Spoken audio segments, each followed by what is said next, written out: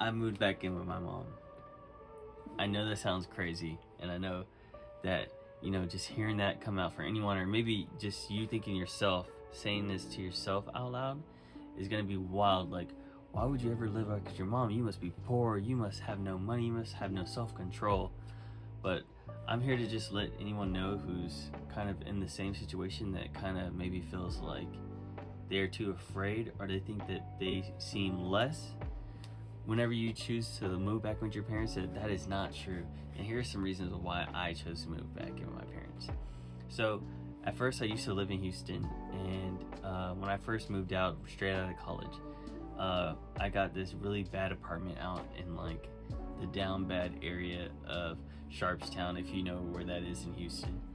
And so when I first moved into that apartment, my rent started off at $600, and that was just base rent.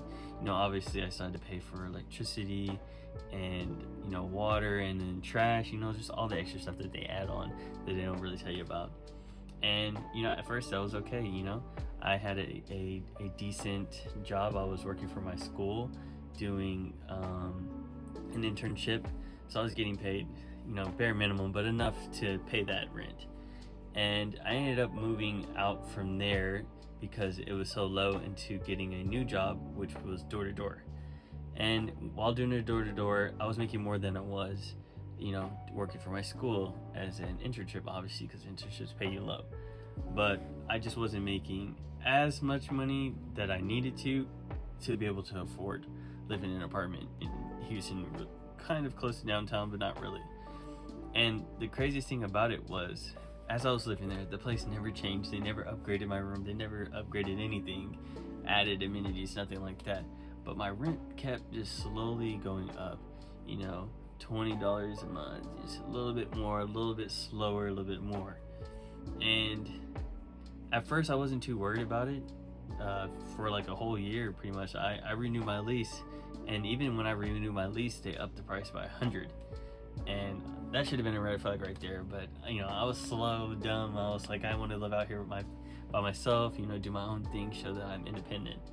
But it wasn't until that rent just kept raising up, more and more and more, and no more amenities. I even got a better job, but I ended up my girlfriend at this time moved in with me, and she kind of hinted at me that maybe I was like, all right, Isaiah, you're kind of like spending all this money and it's not really going to anything. Like if you were to buy your own house, at least that money that you're putting into the house, it's going into something. But when you're in an apartment, you're pretty much just paying to live there, and that money that you give them is going into the ether. So after talking about it for a very long time, we just came to the decision that it was probably best for us to go somewhere where we can save up money, so we can actually buy our own land or buy our own house.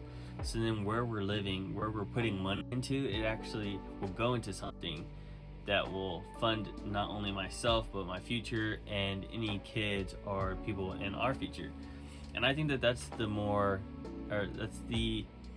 smarter way to go about, living. And I know it's kind of hard, and I know that, buying land's not easy. I had to search up, all the different things, because, we wanted to live in an RV, but then you can't live in RVs in some places, and then it depends on the land district and the HOAs and all the crazy stuff. And I know that there's a lot you have to look into searching on what kind of land you can live in, and then like what you can actually do on that land.